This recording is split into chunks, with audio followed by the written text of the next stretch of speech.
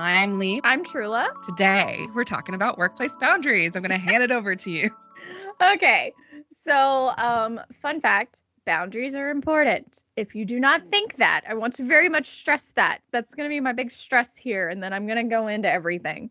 Boundaries are important. They are important in your work life. They are important in your personal life. They are important with any partner, friend you are in any kind of relationship with. They are important. So I learned the hard way working at the first toxic job that boundaries are important. I had coworkers who got there at the same time that I did. I would be walking out the door at 5 o'clock, done with my work, and they would still be there working. And this is not them flexing their time off the regular end of the week or anything. Nope. This is strictly like they were still working. They were not flexing. And I'm like, why are you doing this? We're salaried. Why are you doing this? Like, I'm trying to smile and be nice about it when I said it to them, but it's like, don't do this to yourself. I learned very quickly that it's not worth it. It's not worth it. You're not. The majority of your team is doing that. Yeah. Might need another person. Yeah. If you see that you have any employee, in my opinion, it doesn't have to be multiple employees. The first time that a employee has to stay over multiple days to get work done, it's not them, it's the workload. I want to be very clear about that. That is the biggest thing for me. Hang on one second. Try to be good about taking care of my MacBook battery. So like I let it die, get close to dying before I start charging it. So we're at that point. But anyways, back to what I was saying. It's not that they can't get the work done. It's that the workload is too much. Like, I wished managers understood that. Like, it's not that we don't want to do the work. It's just that we're not getting the support to get the work done. And if you are in a company where you know there's busy seasons, and either you need seasonal workers or you need to have a better plan on supporting your team. Exactly.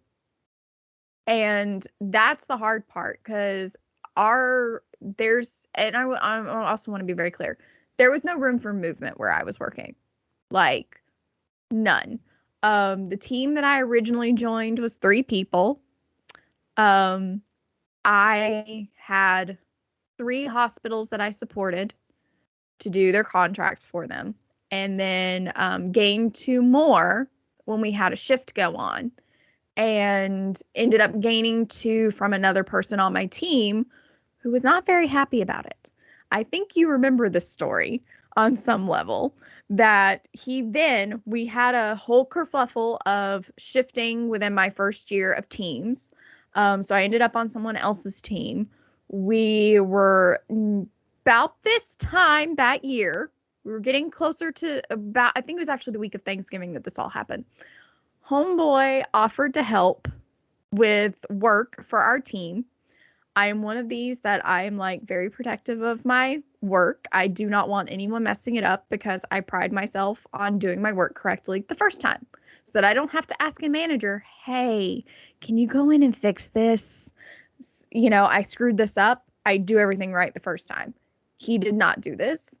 And I had to go ask for the boundary to be put up for all of the teams, that other teams are not helping other teams, essentially. So like, while the support was great, he wasn't doing his job right. So that boundary unfortunately had to go up, because I had numerous instances of where he wasn't doing his job right. And when someone's not doing their job right, and they're like, they want to be supportive, but they actually can't actually meet that level, that's not actually that supportive, because then you have to go back and fix it. But also, I just have one word for this statement. Nepotism was related to this situation. That was not in my boss's control. And I hate that. But, like I said, that boundary had to be put up. I had to fight for that boundary to be put up so that my work wasn't suffering. But unfortunately, then it makes everyone else suffer, because, we may have someone out and we need to be picking up that slack. Well, that's what your manager's supposed to do. Oh, indeed. And I just want to do a random shout out. Like, so school that my kids go to, their superintendent has trained to become a bus driver because there's not enough bus drivers. Right. Figure out how to pick up the slack so it's not stress on everybody else while you're trying to get everyone else in. Exactly. Like, you cannot plan on bringing new people in and not, have your, and it's not that our managers didn't know how to do this work. They just didn't want to do it. Some of them didn't want to do it. I want to be very clear. Some of them just didn't want to do it. But my manager before the team that I ended up on, I loved him. He was so sweet. We got along great, had no issues, moved to this other team. And don't get me wrong, this manager was great as a person.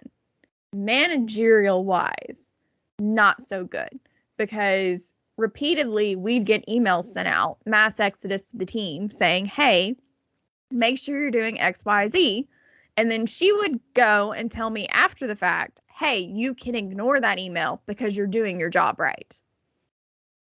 And then as I started putting up more boundaries during COVID for my sanity's sake, because I was getting phone calls before 8 o'clock in the morning because I had my office phone forwarded to my phone.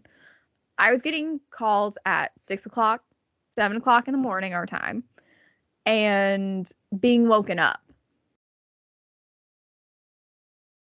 because no one knows time zones, apparently.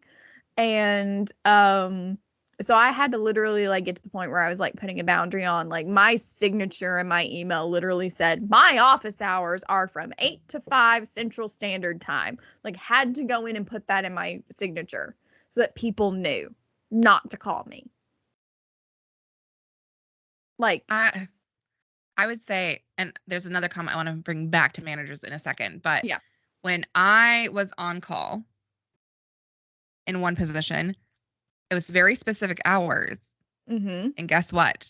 If it wasn't a work phone, it was on my personal phone because we had a work app with a phone number, so they didn't have my personal number. But yeah, I would either put do not disturb on during the time I'm not on call, or when I'm not working, if I'm not on call, or I'd turn off the app completely for all notifications. Like, I'm sorry, you're not waking me up. I did. I will not lie. Yeah. I did that to my teams when I was visiting our mutual friend in Arizona. I was, I told my bosses, like, if y'all need me, call me directly on my phone. Like, if it's a fire drill that, like, I absolutely need to walk you through, call me. But, like, I'm turning my notifications off for Teams. I didn't check my email other than Sunday night before I came back to like clean up the things that like I didn't need to read. Like, if it was just like a little notification from like, hey, you have a new like APCI law that you debrief that you need to read, I can stow that away and read it on a rainy day. Like, y'all want to know how much I love my job? I read law briefs on the weekends on occasion for fun. And if people don't know, whether it's Outlook, whether it's Teams, whether it's almost every single work app where you're communicating, you can turn off the notifications, schedule them off as a way. Yes. You should. Now, I will say that did not prevent me from checking every once in a while because I was curious about what's going on. Oh, yeah. And that's also maybe a personal boundary that I need to hold for myself. But it definitely helps set that tone for everyone else communicating with me. And then I want to jump back to managers really quickly because I had this thought. If managers are jumping in to help their team when things are really tough or there's a lot more workload, I'm not saying managers need to work overtime per se. I'm not saying they need to do more. I'm saying managers above them also need to help take things off their plate. It goes all the way around. Yep. Because I've been that middle management person who had no support above me and I'm supporting everyone below me. And all of a sudden I have too much work to do. And I don't know how to support my team because I'm too extended myself.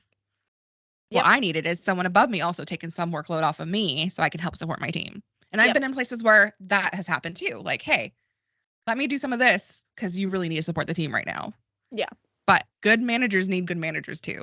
And I just wanted to put that out there because if you're a manager listening to this, we're not expecting you to overload yourself so your employees don't overload themselves. We're expecting the workload to shift to support them. Exactly. So, case in point, so to give y'all a little hierarchy level here. So, we have my compliance department that I work in, which is compliance and legal. And then we have our C-suite rep essentially. So like you have each department kind of has C-suite reps. So like a lot are conglomerated under one or the other. So our C-suite rep is in every team meeting, and we have those biweekly. Every team meeting he is in, unless he is traveling for some reason or other. He is the most supportive person in the whole entire world. His nickname is Captain America. Oh, don't you love that? Did you give him the nickname? I actually did not. My boss called the one that's right below him, who's our SVP.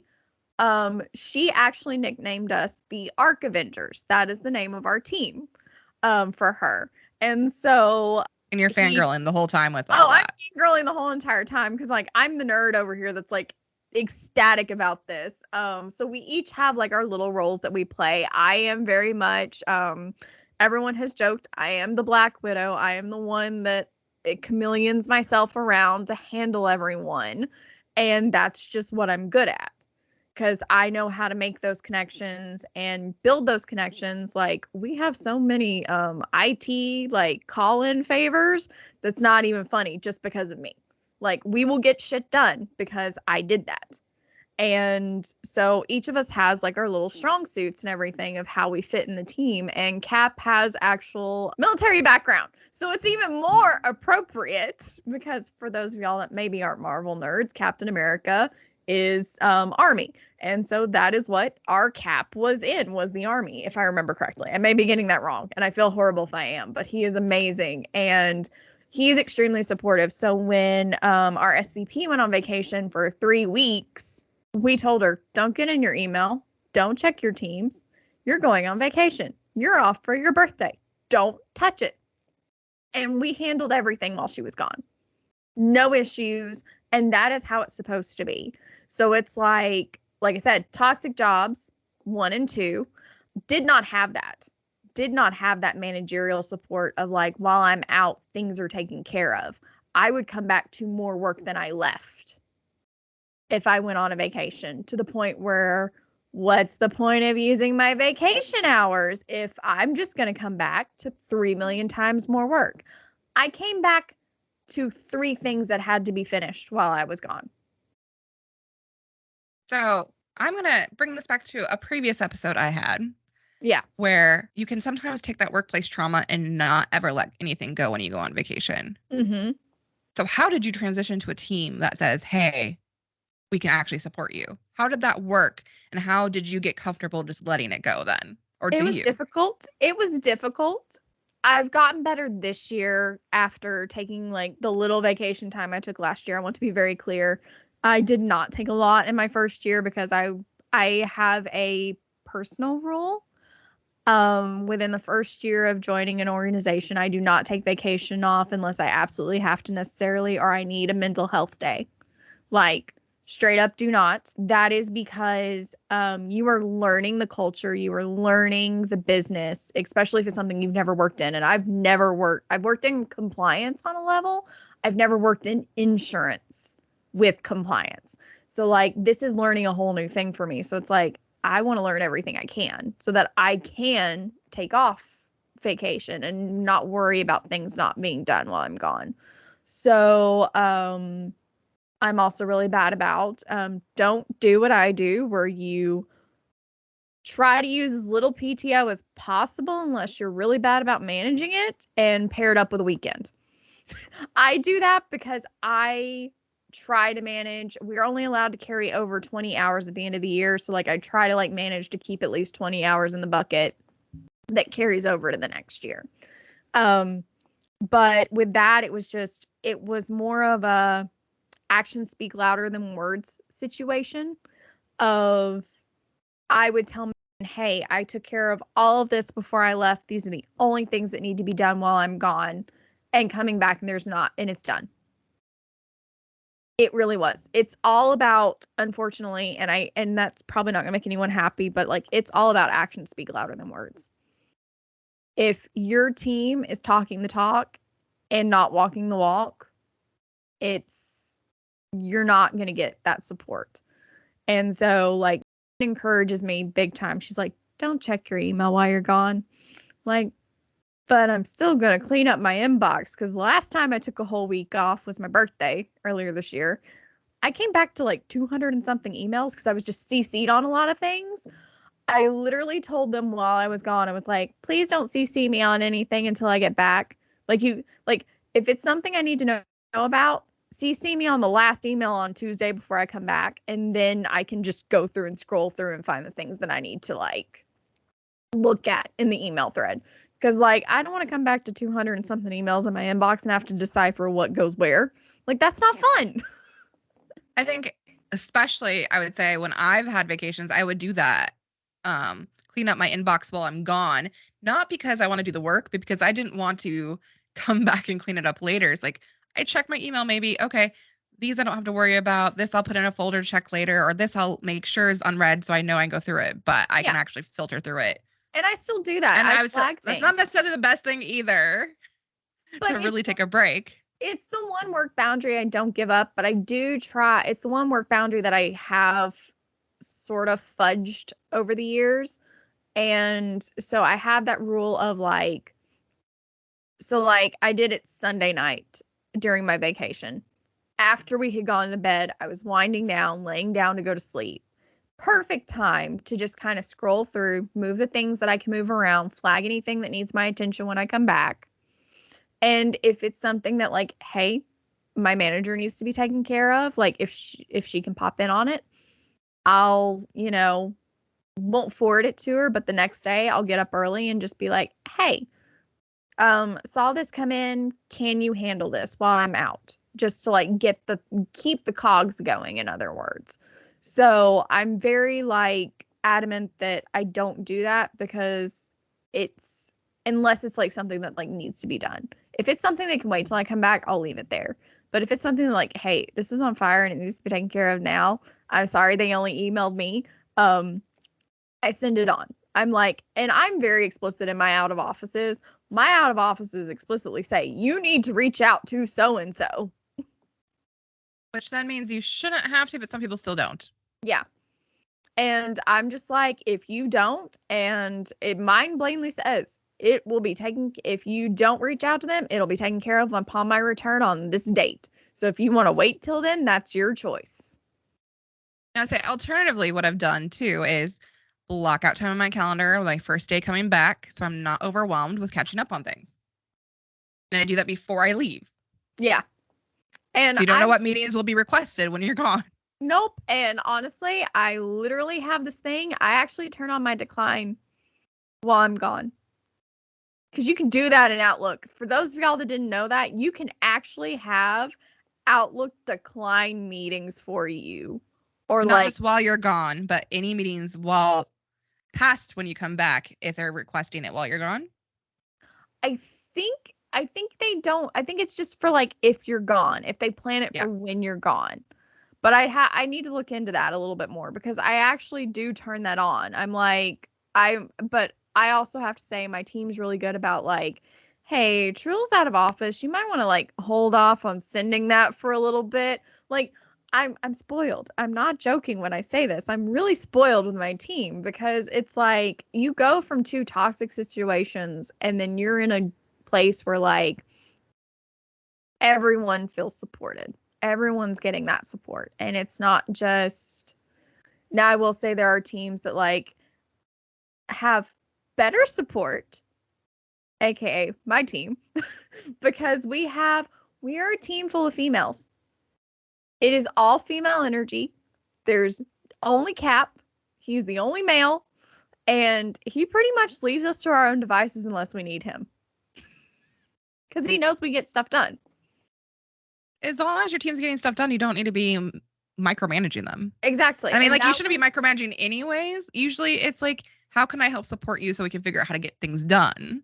I have to say, my manager, I love her. And she is very much that person doing that. She's like, we have weekly, bi-weekly one-on-ones. We meet at least once every other week to talk. And she's very much like, do you need something taken off your plate? Is there something that I can take off your plate that's going to help you? It's like, we had a meeting today that we talked about some stuff that I'm taking off of her plate. And I was like, I came on and she could tell I was frazzled. I was frazzled. And she's like, are you okay? And I'm like, I'm fine. Today just feels like I'm drowning when I know that's not the case. Like, it just feels overwhelming. It is not overwhelming. I'm making a bigger deal out of it mentally than I am than what it really needs to. And having a manager that you can be that blunt with, or not necessarily blunt, but like be that honest with, and them understand that, like, okay, that's fine. It's Monday. That's normal. You know, we're kicking off the first of the week. And I'm like, I'm fine. Everything else will be fine. I just have to have my freak out on Monday, and then the rest of the week's fine. And I want to really promote, it is so important to have those one-on-one meetings with your supervisor. And if you've never had that before, that may sound intimidating completely. You're constantly meeting with your supervisor. But no, if you have something regular, I've worked in a company where I didn't have the capacity to support my team except for once a month because I was overseeing over 20 people. Yeah. But when I had smaller teams, I'm seeing them weekly. Why? Because if I know what they're doing and they know what I'm doing, I know how to support them better. And there's full transparency. There's nothing hidden. And honestly, when you get used to those kind of meetings, you're more comfortable with your supervisor just walking in and supporting you. Exactly. You're not on edge that they're going to try to fix things or correct you constantly. It's more that they are supporting you.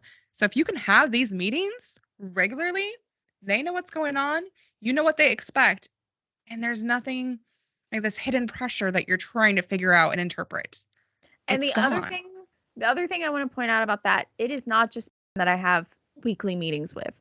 I have bi-weekly meetings with our AVP, who is currently going through teaching me how to read and interpret legal law and what is retrospective to our company. Now, we do kind of a little bit of a like pulse check at the very beginning of like, hey, are you doing okay? Is there anything that like I can help you with that's like maybe related to legal, stuff like that. And then I have a once a month meeting with our SVP. I have it with everyone on my team. I at least have a one-on-one at some point in time with my team in the month. So everyone knows what's going on, not just these minute relationships. Exactly. It's the whole team. Everyone's very much aware. And then in our team meetings, it's the same thing. We have an agenda that we put up every week. Everyone knows what each other is working on every bi-weekly. We have a very open door policy on our team. Like, if I'm feeling overwhelmed, I can message any one of them and say, hey, we have our own little compliance team in legal chat. I can literally put in there saying, hey, I need help doing XYZ. Does anyone have the bandwidth to like lend a hand for like at least 10-15 minutes on something? It's like all the whitelisting I'm doing, it was like, hey, we can split the list up. I said, if it was a bigger list, yes, I only have this many that I have to get phone calls to.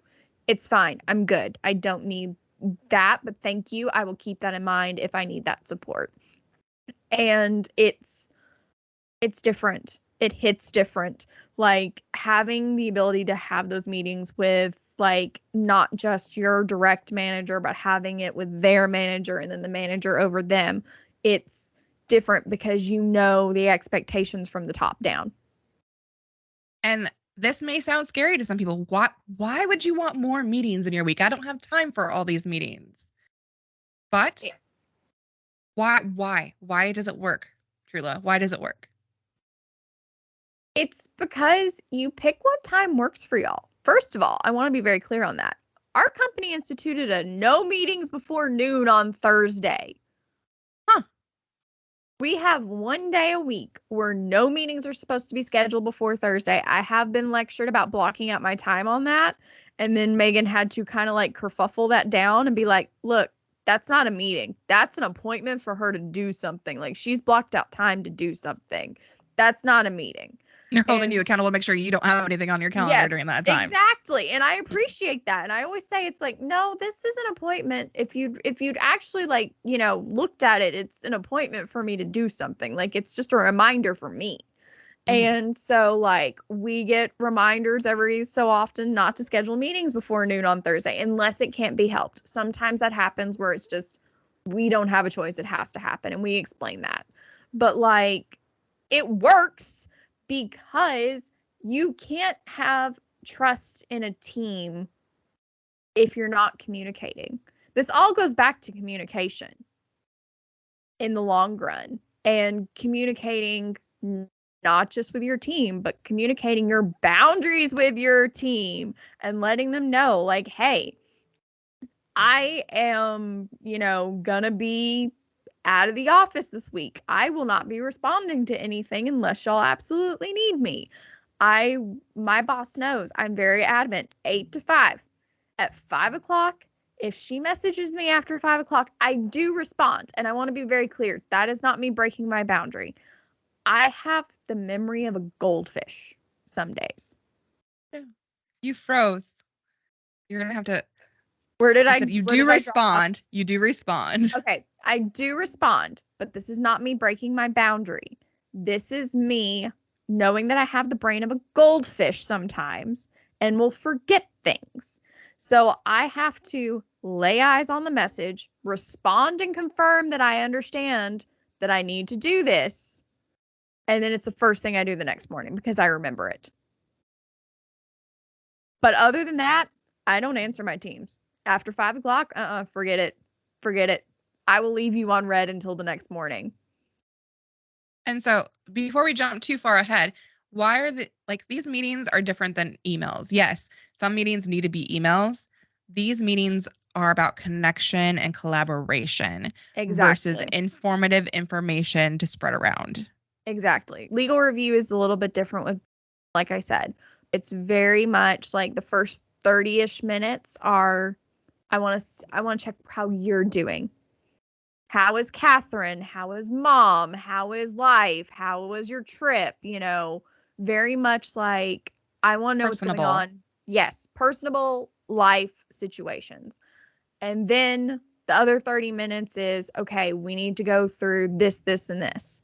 And so we talk about that of like it's more intense because it is goals. She's the one who's working with me on my goals.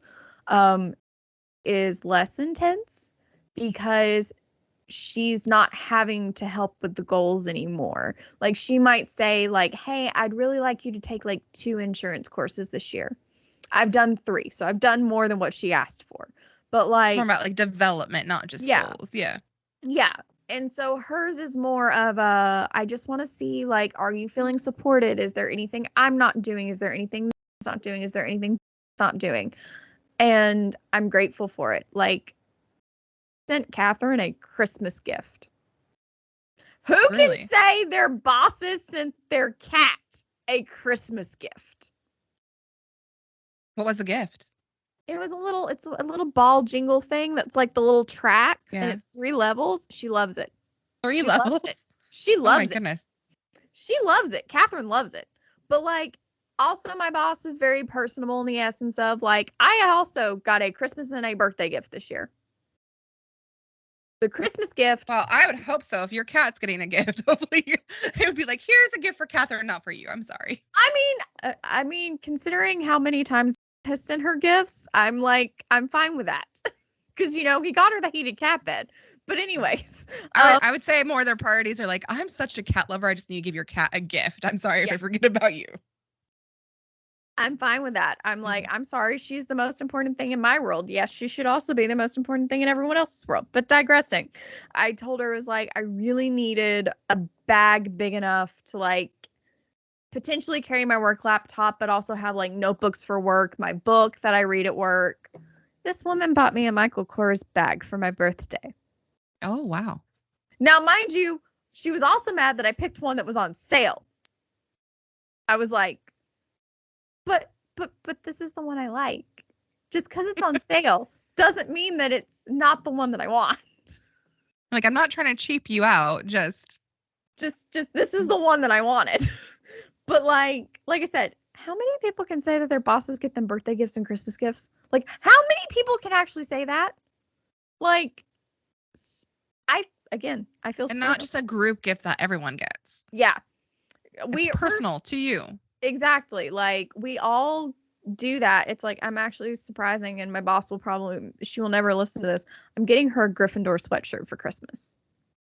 My direct boss is getting a Gryffindor Christmas sweatshirt because we're both Gryffindors, which is also why we get along so well.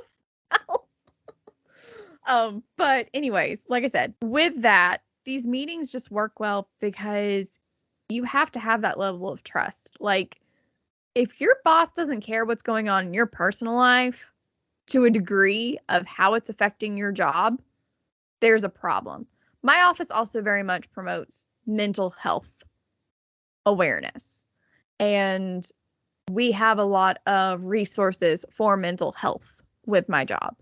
And that is the biggest thing that I take away from it with my meetings with them. It's not just about, are you doing your job correctly?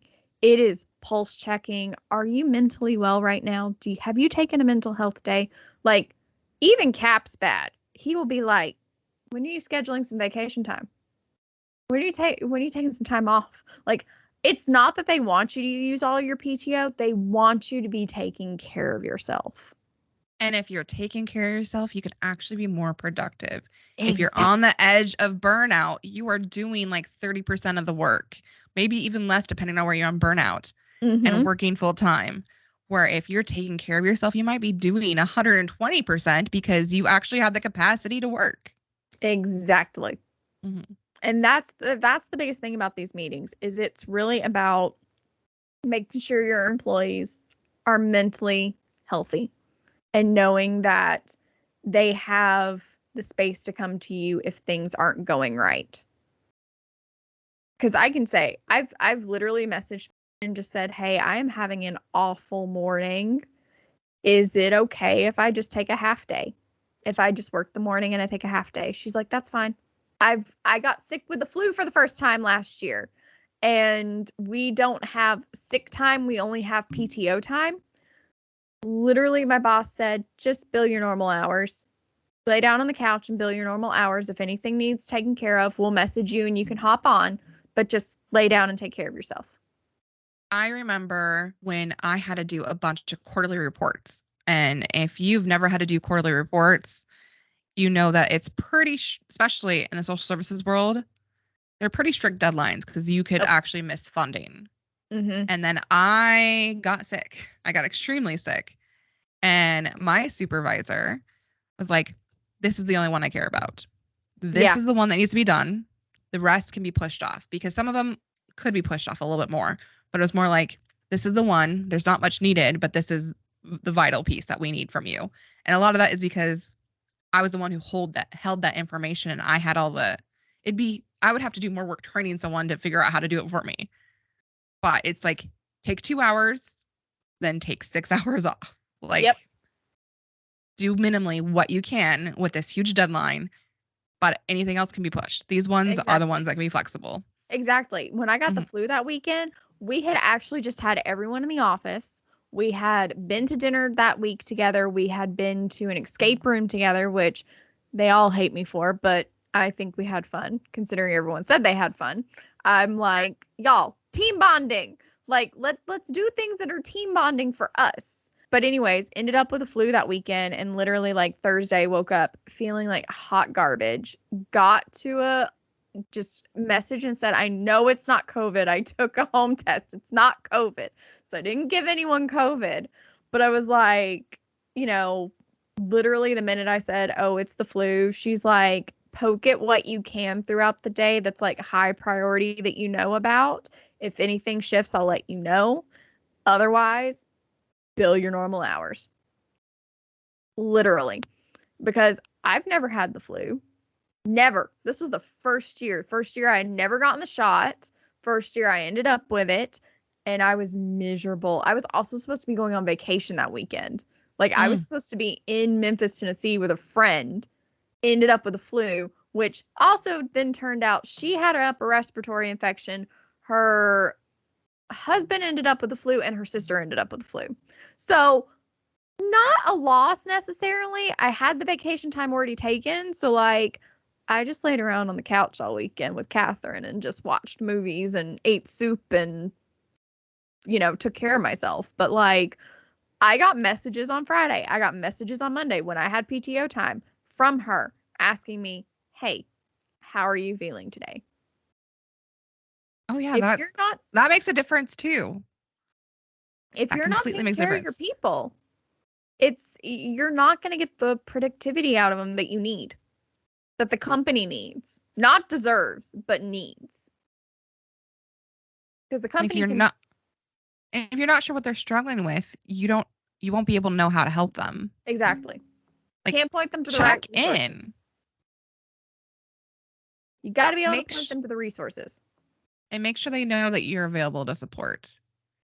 Because I've been in a job, and it was I was a manager position, but I've been in a job where I had upper management, and I had no idea who my direct supervisor was. It was a hot mess because they weren't even sure how they were going to transfer direct supervision, and I didn't know who to go to. I didn't know how to get help, and I am new to this company, and I'm completely solo in this location, and I feel like I asked for help.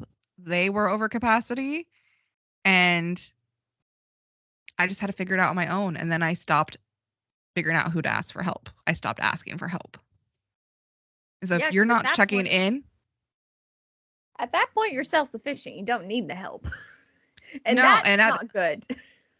no, and then if I am struggling, I'm struggling by myself when I didn't know there could be support. It's important to check in. It's And important to support your staff. and again, like I said, boundaries are important, but sometimes you also have to know when to break those boundaries. Like you may be someone who has this boundary that you don't like to ask for help. Coming from someone who's like that, I don't like to do that. Either You do I. case in point, no, I hate asking for help. But like, Well, and when you've lived alone for so long, I think it just becomes part of your personality in some exactly. ways. And sometimes it's okay to break that boundary that you don't want to ask for help. It's okay. I want to let everyone know that. Like, it's okay to like break that boundary. Like, you would be surprised how people will surprise you when you ask for help. If you ask for it in a way that is meaningful. I want to be very clear about that. It has to be meaningful in a way because I am someone I hate asking for help. I am usually good at self-starting myself and getting things done. But sometimes I can't find the information. I struggle to find some information. I'll message Megan and be like, "Hey, I'm looking for this information on the DOI website for so and so. I can't find it. Like I have looked everywhere, checked every page, cannot find it. Can you help?" And then she'll come back and she'll be like, "I am so sorry, it was not in the most obvious place. It's," and then she'll walk me through where she found it so that I can find it again myself, which is so nice. Cause like I don't want to just be told, "Well, here's the information." No, no, no, no, no. Show me how you found the information. Show me where you got the information. And she understands that. That's another thing. Like these one-on-ones, those one-on-ones help you understand how your employees function. What do they need to learn what And they're doing? and I would say when you are asking for that help, there's that level of vulnerability that's scary to really ask. But a lot of times, if you are struggling with something and it's becoming a pattern, if you're not asking for help, you're no longer self sufficient, anyways. If you can ask for that help and get that help, when you can know that barometer of this is where I need to stop, you can still be more self sufficient because now you have that tool that you were missing to Yep. figure it out. Mm-hmm.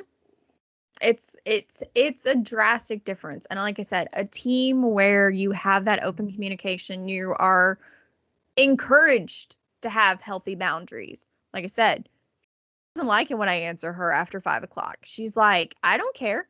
Don't answer me." And I'm like, I have to do that for my brain. She understands that and doesn't lecture me about it anymore. See, I Like, would still, as a supervisor, I've been like, why are you answering me right now? You should be Shelly answering has tomorrow. stopped. She has stopped because I told her it's like, I will not prioritize it because if you're messaging me after I'm done and it's a priority. That's how I look at it. And do you know what I would do as a supervisor instead? Not saying what Shelly's Yeah. doing is wrong, but what I've done is I will then schedule the message. I can schedule a text message. I can schedule an email. I will schedule it for when they start work next. If I really don't want them to respond and I know they have to, Yeah. I will schedule it for the next day, first thing in the morning. Yeah. And she does that with a lot of emails. We all do on our team, schedule emails like that. And it makes life easier. But You like can now schedule messages on Teams. I did not know that. I will have to look into that and let her That's know a about new this. feature. Yes. The new feature that I did not know about. Yes. I'm also just not a huge Microsoft fan, if anyone can tell. I randomly saw it on TikTok, to tell you the truth. It randomly came up. I'm like, oh, that's good to know. Well, good to know, because now I know. Yeah. But like I'm just not a Microsoft fan. Like if I could have a MacBook at work, I'd be have a MacBook at work, but they're too expensive, so they won't let us have them. But anyways, but like I said, having the team that I'm on, having them be able to like say like even like working on like boundaries for our team. Like she is working on telling people like, hey, if this needs to be done within 48 hours, you need to be getting it to us sooner. We can't we are time constrained. And you can't just bring us in last minute on things. We have to be included from the beginning, yada yada yada, like a lot of those things. And putting those boundaries up for us and enforcing those boundaries with not just other departments, but our SLT C-suite. I'm sorry if I've confused people because our senior leadership team and C-suite are exactly the same. I interchange those because we don't use C-suite at work. And I feel bad because I didn't clarify that in the last episode, but just if we need to put a warning on that, but it's the same thing. But like she's been really good about that, and she's really said like 2024 the boundaries are seriously going up hardcore, and I'm like, thank you. Like we need this big time. Like I'm not the only one who needs it. I know that. I'm not bothered by our SLT as much. It's a bigger deal when a company is holding those boundaries than when the employee has to fight for them. Exactly. And it's not even the whole company fighting for it. It's just our team fighting for those boundaries and letting people know, like, hey, like we're holding everyone accountable now. And that's great. I'm trying to wrap up this episode knowing No, how you're long fine. we've talked on this one. So boundaries do reduce the toxicity, but also the way you can support your team and give them the space to be themselves and understand them does not mean you can't hold boundaries and does not mean that it gets in the way of the workplace. Being able to be who you are and be able to respect your time and space can mean a huge difference. Yep. Next time on Conversation Spotlight, we talk about being out as a witch in the corporate workplace.